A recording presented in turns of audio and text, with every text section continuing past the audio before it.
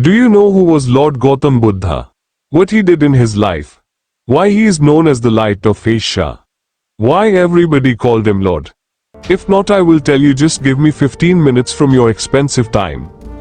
Lord Gautam Buddha, also known as Siddhartha Gautam, is one of the most profound and transformative in human history. His life and teachings laid the foundation for Buddhism, one of the world's major religions, influencing millions over the centuries. Firstly, Siddhartha Gautam was born around 563 BCE in Lumbini of Nepal into a royal family of the Shakya clan, which is just similar to Muhammad ibn Abdullah in 570 CE in Makkah. Gautam's father, King Suddhodana, was the ruler of the small, prosperous kingdom of Kapilavastu, and his mother was Queen Maya. According to legend, Queen Maya had a dream before his birth in which a white elephant descended from heaven and entered her womb, a sign that her child would be destined for greatness.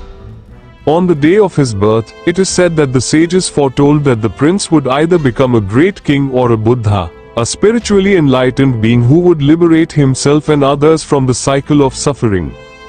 Hoping that his son would become a great king, King Suddhodana sheltered Siddhartha from the harsh realities of life. The young prince was raised in luxury, surrounded by all the pleasures and privileges of palace life. His father made sure that Siddhartha never witnessed suffering, sickness, old age, or death. Siddhartha was educated in the arts, philosophy, and warfare. By the age of 16, he had married Yashodhara, a beautiful princess, and together they had a son, Rahula. Despite the opulence of palace life, Siddhartha often felt a deep sense of unease and restlessness, as if something essential was missing. At the age of 29, Siddhartha's life took a dramatic turn. Driven by curiosity, he convinced his charioteer, Channa, to take him outside the palace walls. It was on this journey that he encountered the four sights, which would forever change his perspective. Like number 1, an old man, hunched and frail with age, walking with difficulty. Number 2, a sick man, suffering from disease and invisible pain. Number 3, a corpse, lifeless and being prepared for cremation. Number 4, a wandering ascetic, who had renounced the world and appeared serene despite having nothing. These sights shook Siddhartha to his core. For the first time, he became aware of the reality of suffering, aging, sickness, and death, and the fact that no one, not even a prince, could escape them. The fourth sight, the ascetic, planted a seed of hope in him, showing that it was possible to transcend suffering through renunciation and spiritual practice. The great renunciation started. Unable to find peace amidst the pleasures of the palace, Siddhartha made a radical decision. One night, he quietly left the palace, his wife, his newborn son, and the life of luxury behind. This event is known as the Great Renunciation. Dressed as an ordinary man, Siddhartha set out on a quest to discover the cause of suffering and how to overcome it. He wandered from place to place, seeking guidance from the most respected spiritual teachers of the time. He studied under two renowned ascetics, Alara Kalama and Uddaka Ramaputta, who taught him the practices of meditation and deep concentration. Although Siddhartha mastered their techniques, he realized that these meditative states, while tranquil, did not lead to the permanent end of suffering. Years of asceticism and struggle started.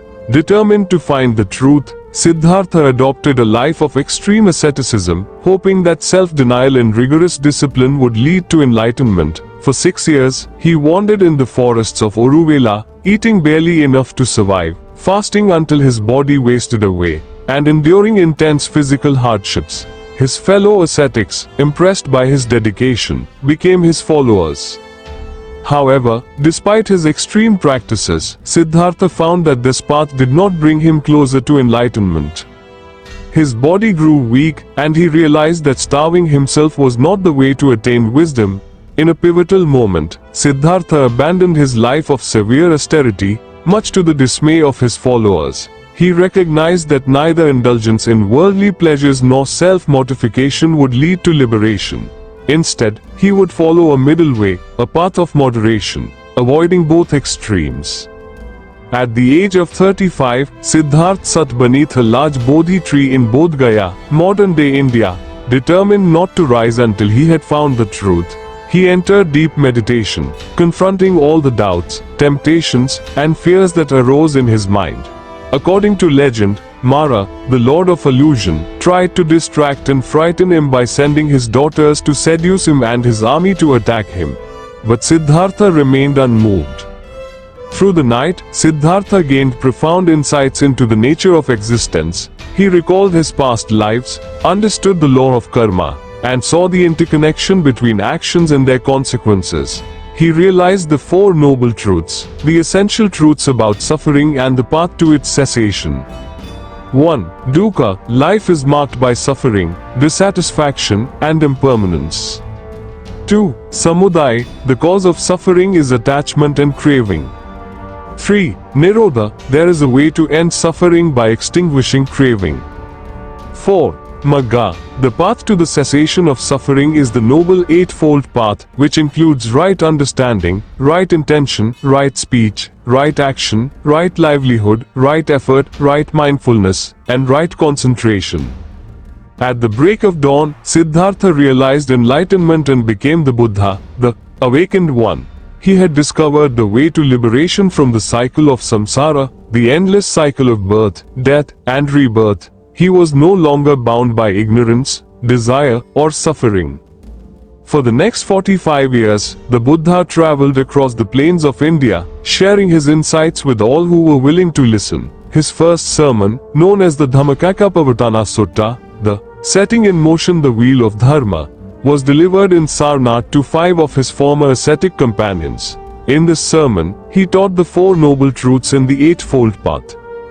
The Buddha's teachings, or dharma, emphasized the impermanent and interconnected nature of all things. He taught that suffering arises from ignorance and attachment, and that through mindfulness, ethical living, and meditation, one could awaken to the true nature of reality and attain nirvana, the state of liberation from suffering. As he traveled, the Buddha attracted many followers from all walks of life, kings and queens, merchants and farmers, men and women. He founded a community of monks and nuns, known as the Sangha, who dedicated their lives to practicing the Dharma and spreading the teachings. Throughout his life, the Buddha faced many challenges. Some people opposed his teachings, particularly those who were attached to the existing social and religious orders. However, his wisdom, compassion, and calm demeanor won over many adversaries, and he continued to gather followers. One of his most devoted followers was Ananda, his cousin and personal attendant, who played a crucial role in preserving the Buddha's teachings after his death. The Buddha's message of non-violence, compassion, and mindfulness resonated deeply with those who heard him. At the age of 80, after a lifetime of teaching, the Buddha became ill from food poisoning. He calmly accepted his approaching death, instructing his followers not to grieve, as everything in life is impermanent. His final words were, "All conditioned things are subject to decay. Strive on with diligence." The Buddha passed away in Kushinagar, entering Parinirvana, the final state beyond suffering and rebirth. His disciples and followers continued to spread his teachings throughout India and eventually across Asia, forming different schools of Buddhism, each emphasizing different aspects of his message. The life of Gautam Buddha is a powerful example of a spiritual journey, from a life of luxury to one of deep meditation and self-realization. His discovery of the middle way, the Four Noble Truths, and the Eightfold Path has transformed millions of lives over the centuries, offering a path to wisdom, compassion, and inner peace. The Buddha's message remains timeless, that through mindfulness, ethical conduct, and understanding, we can awaken to the true nature of reality and find liberation from suffering. His life continues to inspire people worldwide, guiding them toward a life of balance, compassion, and enlightenment. Lastly, we would like to thank Lord Gautam Buddha, who gives us knowledge about the truth, reality like life and death, strong and weak, not to harm anyone, and many more. Thank you for listening. May Lord Gautam Buddha bless you and your family.